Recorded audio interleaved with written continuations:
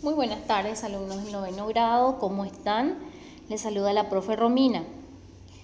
Una vez más, como todos los jueves, estaremos desarrollando un nuevo tema, una nueva lección en la disciplina de Historia y Geografía. Para ello me gustaría que puedan mirar un poco estas imágenes que vemos en pantalla. Primeramente vemos, personas levantando los brazos y que está escrito: confianza, igualdad, libertad, esperanza, justicia, derechos, dignidad, prosperidad y paz, ¿verdad? Son un poco algunos de los anhelos que nosotros como seres humanos queremos, ¿verdad? Para el país, para todo el mundo, ¿verdad? Al otro lado vemos a personas, ¿verdad?, que están manifestándose, luchar tal vez por algunos derechos que tienen y que les son negados, ¿verdad? Entonces de esa manera realizan estos tipos de movimientos. Muy bien, nuestro tema de hoy, lección 15, nos habla sobre los derechos humanos, la educación para la paz y la vigencia de los derechos humanos como maneras de luchar contra el autoritarismo. Podemos fijarnos un poco en la página 49, donde iremos observando y donde iremos analizando primeramente qué es lo que son los derechos humanos, ¿verdad? Son facultades inherentes y esenciales que el hombre posee, ¿verdad? Por el mero hecho de ser una persona, ¿verdad? Por el hecho de existir, ¿verdad? Tenemos nosotros ese derecho, ¿verdad? No se debe tener en cuenta, por ejemplo, el color de la piel, no se debe tener en cuenta, por ejemplo, si somos católicos, si somos de otra religión, ni si somos mujeres, ni si somos hombres, ni si somos jóvenes, ni viejos, ¿verdad? Sino que, vamos a decir, debe tener una estrecha relación con la dignidad de las personas y esto no debe ser violable. Vamos a mirar un poquito nuestro material donde dice que los derechos humanos en 1948 el Estado paraguayo firmó la Declaración Universal de los Derechos Humanos para que en ello se redactaron otros instrumentos jurídicos internacionales de protección a los derechos humanos que fueron firmados durante el gobierno de Alfredo Stroessner, que fueron ratificados, ¿verdad?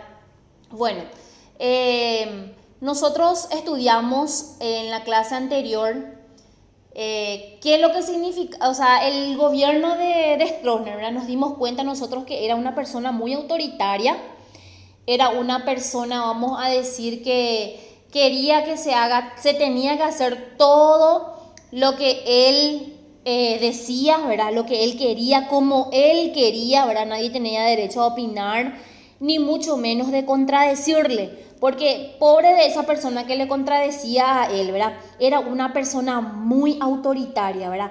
Entonces desde ese tiempo ya viene arrastrando el país ese sistema de gobierno que uno, vamos a decir, es autoritario, ¿verdad? Bueno, ¿qué es lo que significa aquí entonces en el sentido de que ya se hizo, vamos a decir, una declaración universal, ¿verdad? Donde puedan las personas tener un derecho, ¿verdad? Eso, por ejemplo, fue firmado durante el gobierno de Alfredo Stroessner, que no fueron ratificados. ¿Qué es lo que significa ratificar? Vamos a decir confirmar, ya sea aprobar, validar algo, ¿verdad? No se validó eso en ese tiempo. Por lo tanto, no se pudo ser exigido esos derechos de los ciudadanos, ¿verdad?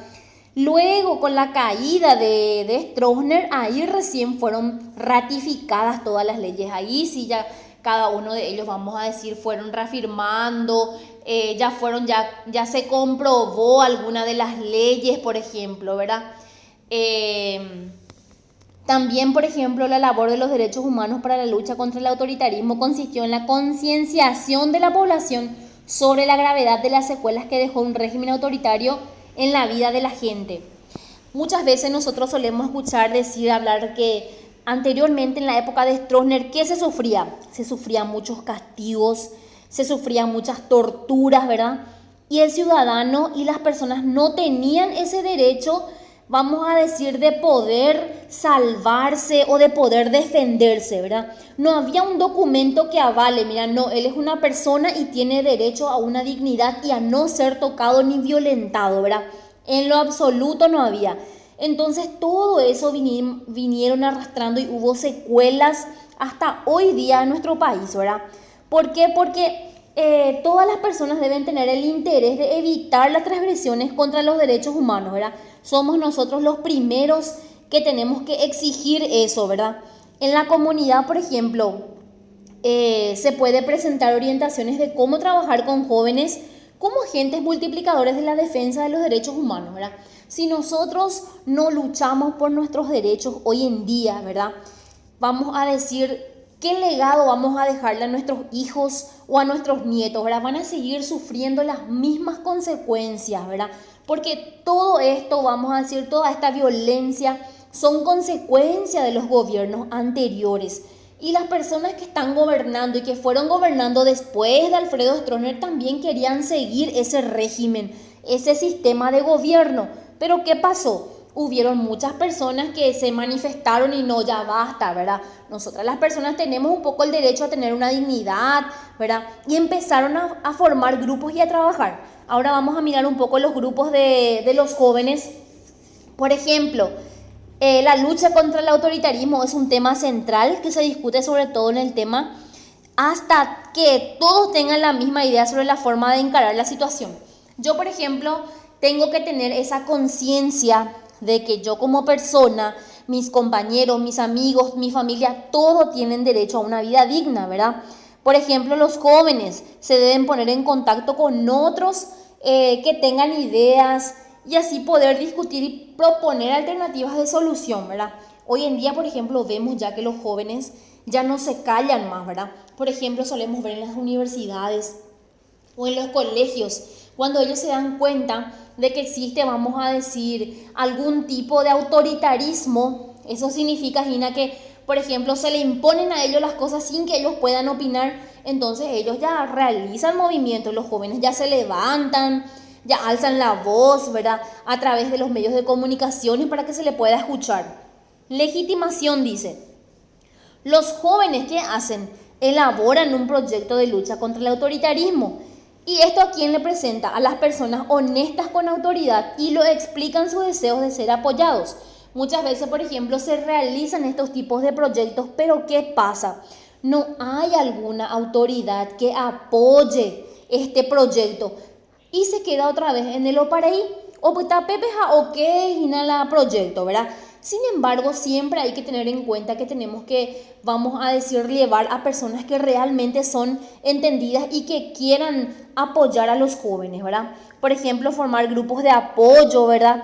Donde, por ejemplo, se promueva la formación de otros grupos, por ejemplo, de diferentes barrios, ¿verdad? Y por qué no de diferentes departamentos también, ¿verdad? Bueno, vamos a mirar un poco la técnica de concienciación. Los jóvenes, por ejemplo, tienen la tarea de concienciar a la mayor cantidad de personas acerca de la lucha contra el autoritarismo. Muchas veces las personas, por ejemplo, sea ya adultos o jóvenes, no nos damos cuenta que estamos viviendo en un, vamos a decir, en un lugar donde hay mucha autoridad, ¿verdad? Mucho autoritarismo, ¿verdad? Y muchas veces nos callamos nomás, pero no. Tenemos que tener, vamos a decir, promover acá una reflexión y darnos cuenta de que no, nosotros como personas tenemos derecho, ya tanto en la familia, en la escuela, en la comunidad, en todos lados, ¿verdad? ¿Cómo podemos hacer esto, por ejemplo? Como institución, por ejemplo, luchar contra la práctica de este autoritarismo en todas las comunidades, ¿verdad? Vamos a decir, ya sea con la comunicación de la población, ver un poco sobre la gravedad de esto, ¿verdad? Hablar un poco de las secuelas que dejaron ese régimen autoritario.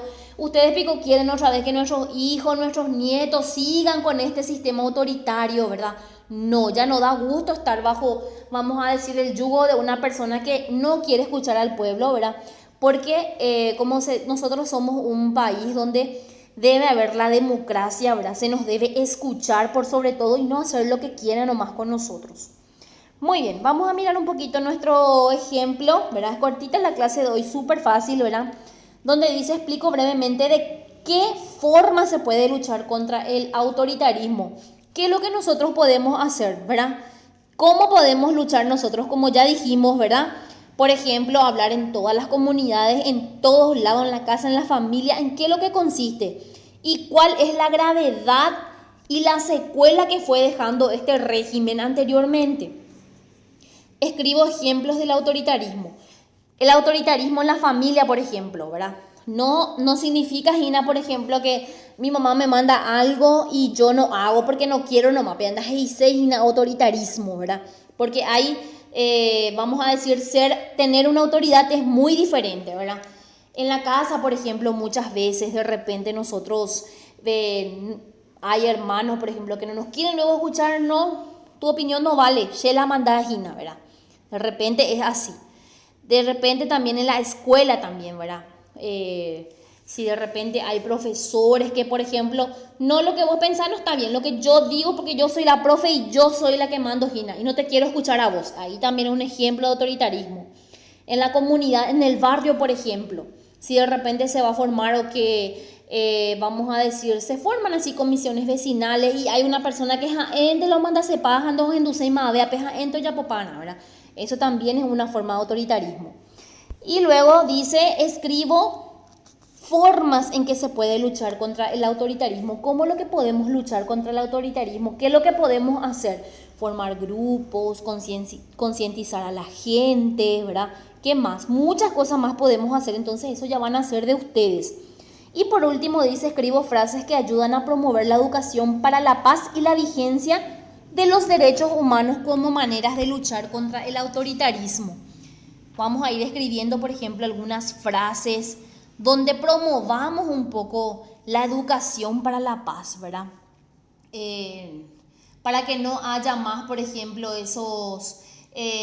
lo que hubo anteriormente, por ejemplo, ¿verdad? Entonces, cada uno de ustedes van a ir realizando eso. Es cortito, ¿verdad? Vamos a decir, súper fácil, cualquier cosa. Entonces, vamos a estar en línea para cualquier consulta o cualquier duda. Así como les dije, la clase de hoy cortito, entonces es súper fácil, ¿verdad? En cuanto a las frases, por ejemplo, voy a dar nomás algo así. No van a ser así como yo les digo, pero es solamente un ejemplo, ¿verdad? A veces encontramos, por ejemplo, frases sobre la paz, por ejemplo, cortito, que la educación es el gran desarrollo personal, dice, por ejemplo.